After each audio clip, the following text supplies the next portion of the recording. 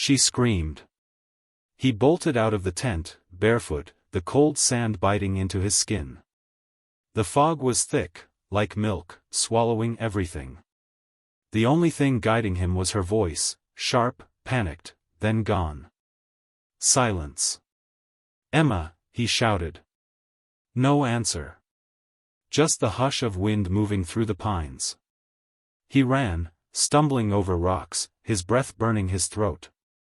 His heart pounded like a drum in a war he didn't sign up for. Then, suddenly, she appeared.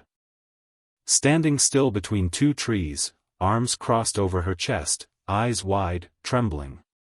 "There was someone here," she said. He stared at her. No blood, no bruises, no torn clothes, just fear. Raw. Real. He glanced into the fog, but saw nothing. They didn't speak for a minute. Just breathed. Then she whispered again, "He stood right there. Watching me." It was supposed to be a dream, a crazy adventure before their wedding. No money, no help, just them, a cheap RV, a couple maps, and a rumor. A hidden stream in the Sierra Nevada where, back in the 1800s, someone found gold. And never told a soul where. Now they were out here, off-grid, dirt under their nails, surviving on canned beans and belief. And now, this. That night, Emma couldn't sleep. Neither could Daniel. He lit a small lantern and scribbled into his notebook, sketches of ridgelines, gold vein patterns, something that might make sense. But in the corner of the page, he wrote in shaky letters. Who was in the fog? They didn't tell anyone where they were going. No GPS signal. Just coordinates on a crumpled paper from a stranger he met at a pawn shop months ago. "Dig here," the man said. "But if you find it, don't stay too long." Daniel thought he was drunk. Now, he wasn't sure. Emma had a scar on her wrist. She got it during her third job, waitressing at some truck stop. A guy grabbed her. She shattered a coffee pot on his head. Daniel loved that story. "You don't bend," he once told her. "You break things that try to break you." That same girl, now curled up in a sleeping bag, shivering despite the heat. At dawn, she found boot prints around their camp. Daniel said they were his. But they weren't. Too big. Too deep. And heading toward the woods, not away. They were supposed to dig today. Instead, they argued. "You're paranoid," he said. "You're blind," she snapped. Later, when they were both quiet, they sat on a ridge and looked down the valley. Daniel pulled out the folded map again. The mark was still there, X, he'd traced it 100 times. Emma touched it with her fingertip and whispered, "Let's just find it. Then get out." He nodded. But the fog came early again that evening. Thicker than before. And something moved near the creek. The fog came again like it remembered them. Emma didn't speak that evening. She just stared at the creek, her knuckles white around the handle of a rusted spade. Daniel tried to joke, said they should name the fog, Phil, maybe. She didn't even blink. The digging started late. The soil was soft, but heavy. Earth with memory. Every scrape of the shovel echoed too loudly. Then the spade hit something. Clang. They froze. Daniel dropped to his knees, brushing the dirt away. A flat metal box, almost the size of a toolbox, corroded and cold. No lock. Just a single word etched on the lid, "Wait." Emma whispered, "Is this some kind of joke?" They didn't open it.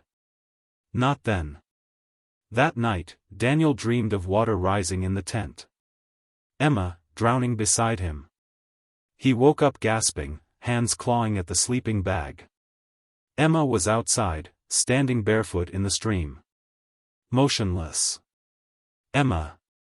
She didn't respond. He ran to her, grabbed her shoulders. She blinked.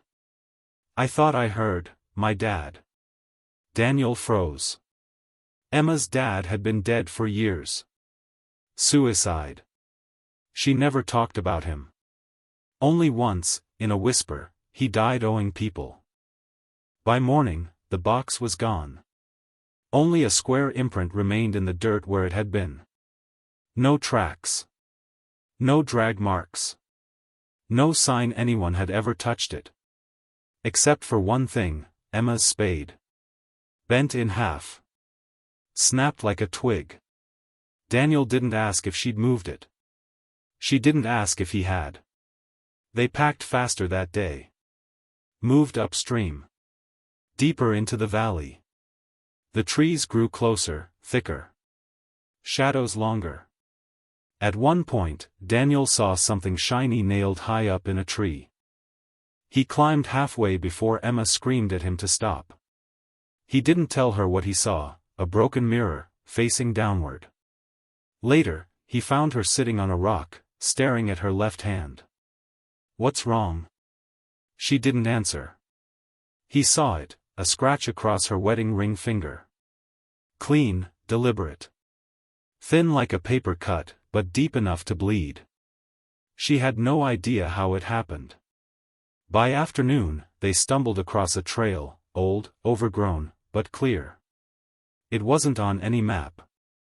Daniel followed it while Emma stayed behind to rest. At the end of the trail, he found a burned signpost. Only one letter remained visible, G. And beneath it, nailed into the blackened wood, a photograph. Of them. Taken just days ago. Daniel didn't touch the photo. It was clipped to the charred wood with a rusted nail, slightly tilted, like someone hung it in a rush. The photo showed them both, Emma laughing, Daniel with that stupid red hat she hated. He remembered that moment. 2 days ago, just after she slipped on a wet rock and fell into the creek. He took the photo to tease her. But neither of them ever printed it. They didn't even have signal. When he returned, Emma was gone. Her pack, boots, all there, but no Emma. Daniel called for her.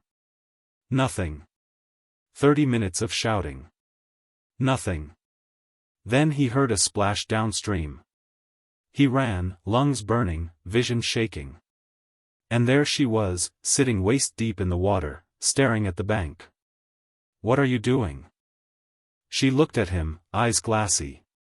"Someone was walking beside me. I thought it was you." He helped her out. Her shirt was soaked. So were her hands. There was mud under her nails. When he asked what happened, she shook her head and said, "I think I'm losing it."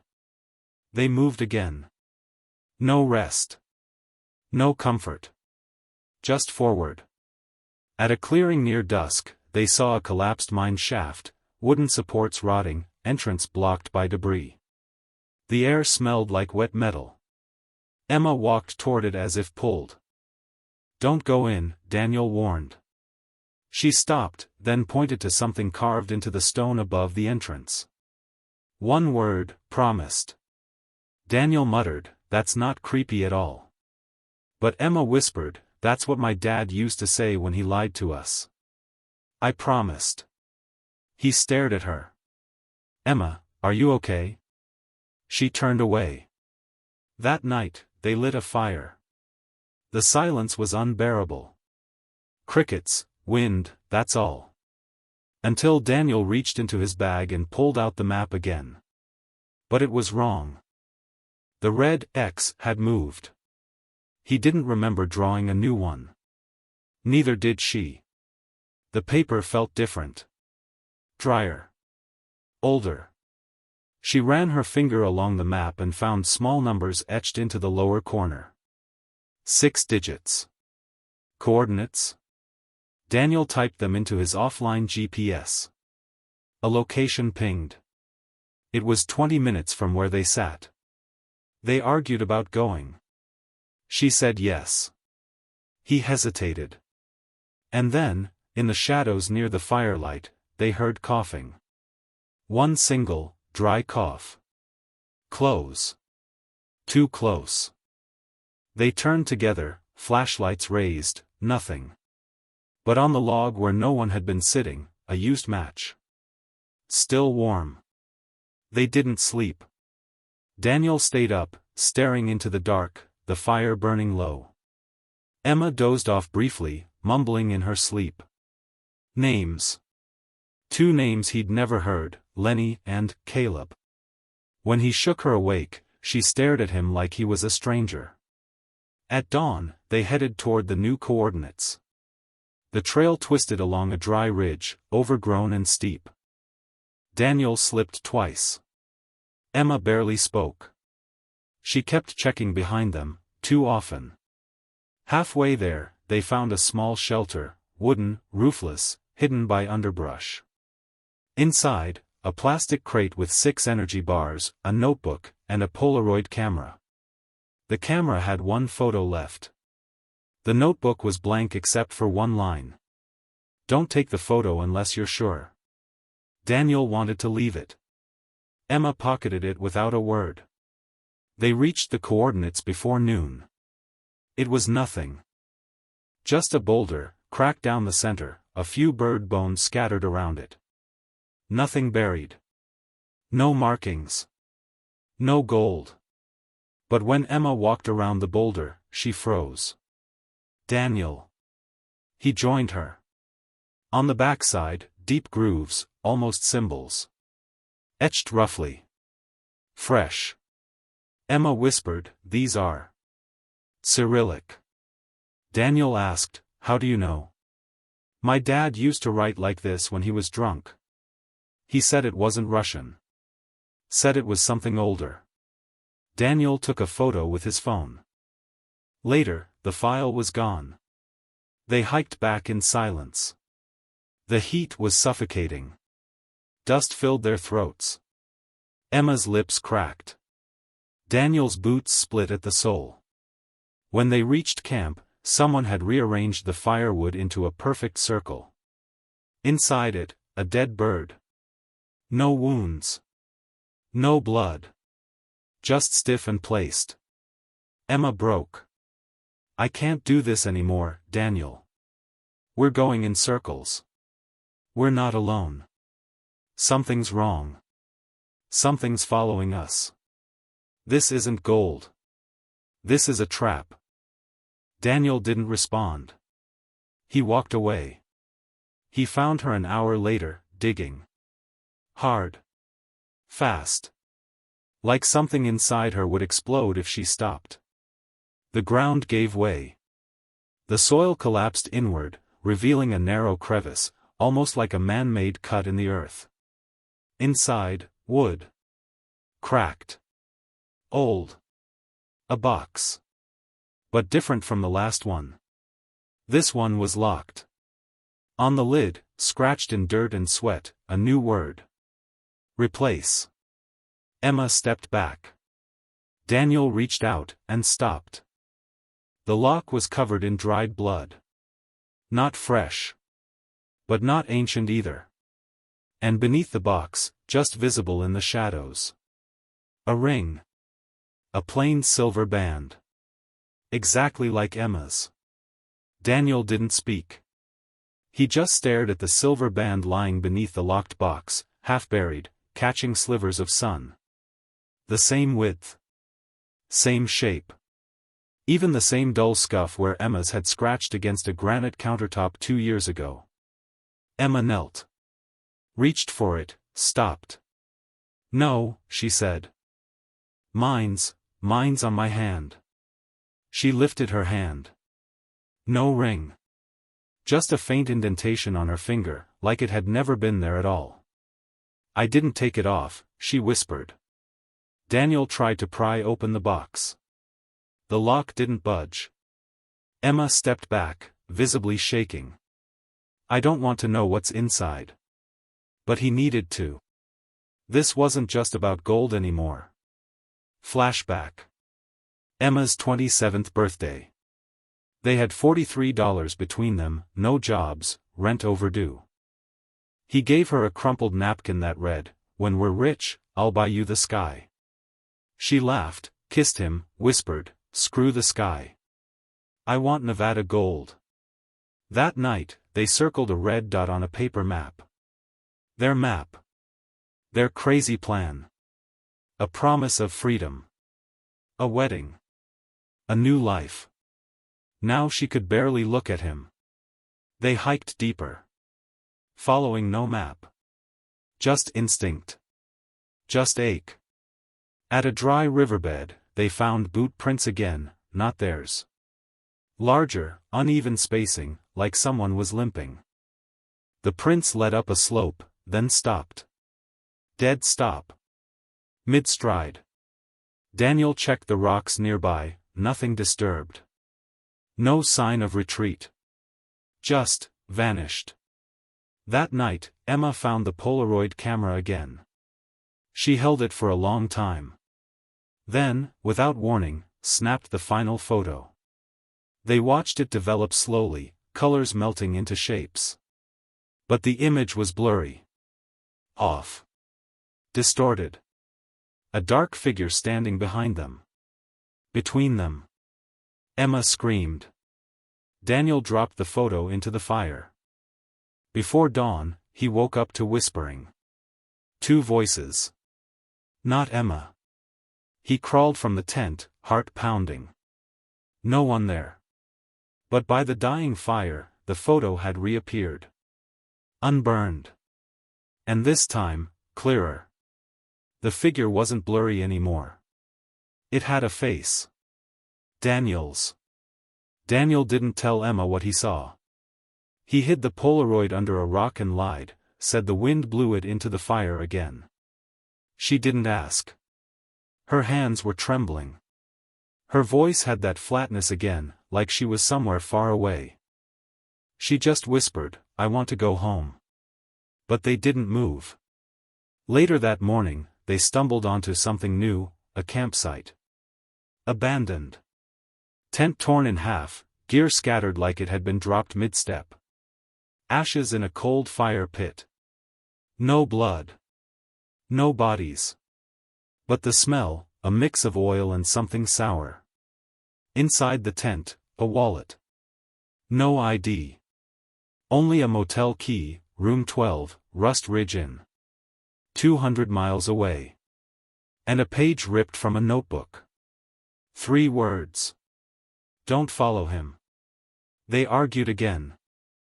Emma wanted to leave. Daniel wanted to stay. They were so close. He could feel it. The air felt different. Heavy. Like they were brushing against something buried. "You're obsessed," she shouted. He didn't deny it. "You want the gold more than us." He almost said yes. She packed. He didn't stop her. She walked until the trees swallowed her. Alone, Daniel wandered. Back to the creek. Back to the tree with the mirror. It was gone. In its place, a rope. Hanging. Still swinging. He stood there, heart in his throat, until wind moved through the leaves and something snapped overhead. A branch fell. A red cap came with it. His red cap. The one he'd lost on day 1. But it was clean. Untouched. Like no time had passed at all. Sunset bled over the ridge. Daniel found a shallow trench near the rocks, started digging like a man possessed. His hands bled. Fingernails cracked. He hit metal, not gold. A lunchbox. Inside, a photo of Emma as a child. Smiling. Holding a sign, "Happy Birthday, Caleb." The name from her dream. He ran back toward camp, only to find the fire gone. So was the tent. So was Emma. Except one thing remained, her wedding dress. Hung on a tree limb, swaying gently. Still warm. Daniel stood there for what felt like hours. The dress swayed gently in the warm wind, the white fabric stained at the bottom with creek mud. Her dress. The one she kept folded in a vacuum-sealed bag for when it happens. For their wedding. For the dream. Now it hung like a flag of surrender. He touched it. Still warm. As if she'd taken it off just moments before. He shouted her name until his voice broke. No answer. His legs gave out. He sat beneath the tree, clutching the fabric like it could somehow rewind time. His hands trembled. He thought about leaving. He thought about burning everything. But he stayed. Flashback. The motel. 6 months ago. Emma had just pawned her grandmother's bracelet to pay for gas. He was outside, punching the steering wheel. She came in, tossed him a cold soda, said, "One day this story will sound badass." Then she looked at him, eyes sharp, defiant. "But I need to know you'll finish. Even when it gets ugly." The next morning, Daniel found a trail. Not a path, a pattern. Stones laid intentionally. Twigs tied in bundles. Marks on trees, not random, but too subtle for casual eyes. It was Emma. She'd left breadcrumbs. He followed. 3 hours later, he reached a clearing.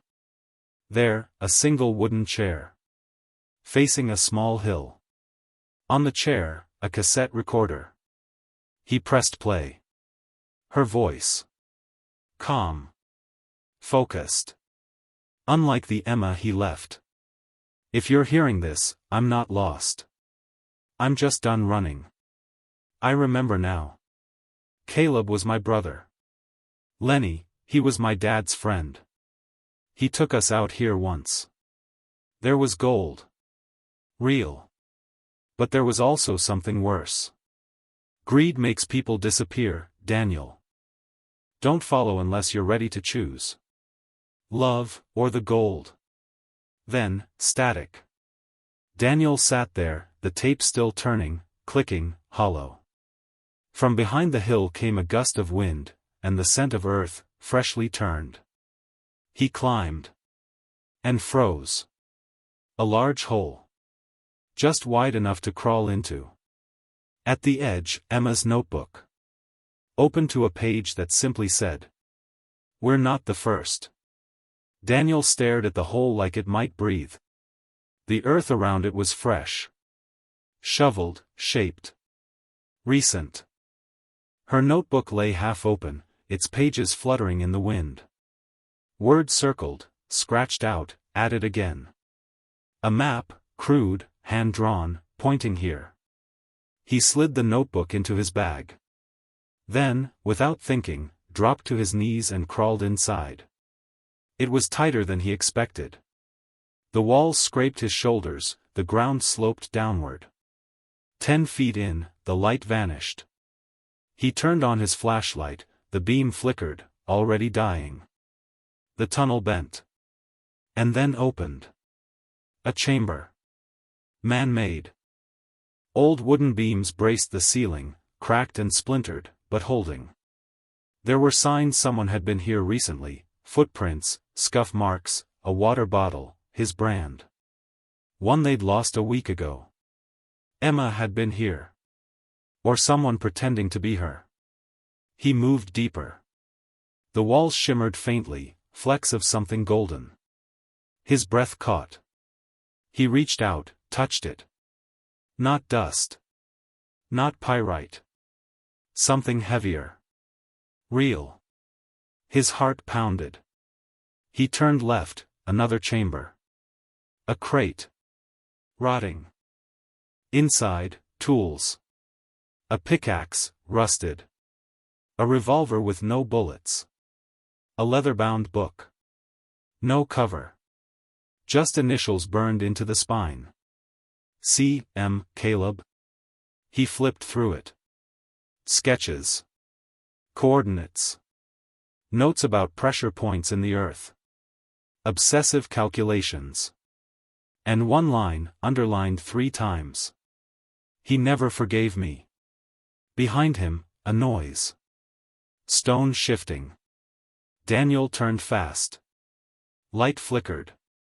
No one there. But his bag had moved. just an inch. His breath was shallow now. He stepped backward, hit a crate, stumbled, and the flashlight flew from his hand. Darkness. Total.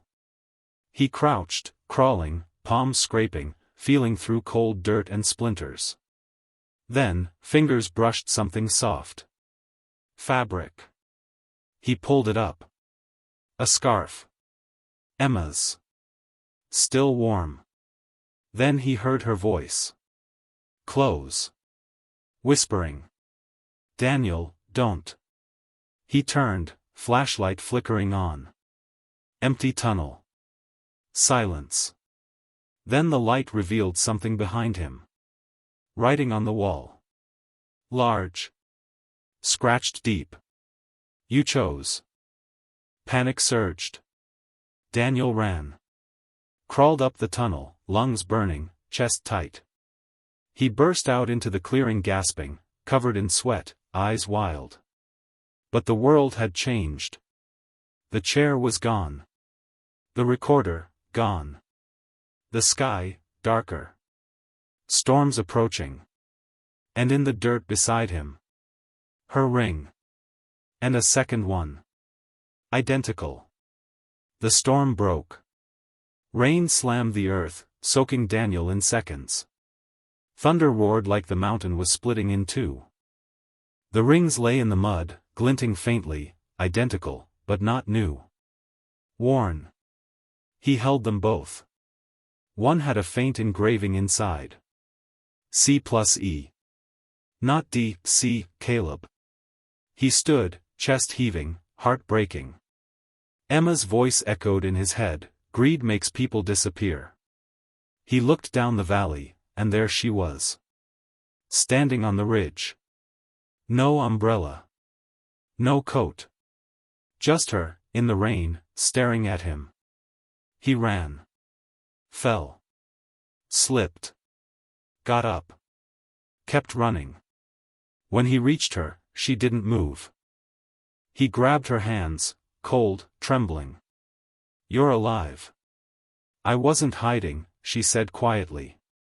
I just needed you to understand something. He waited. There was gold, she whispered. Back then.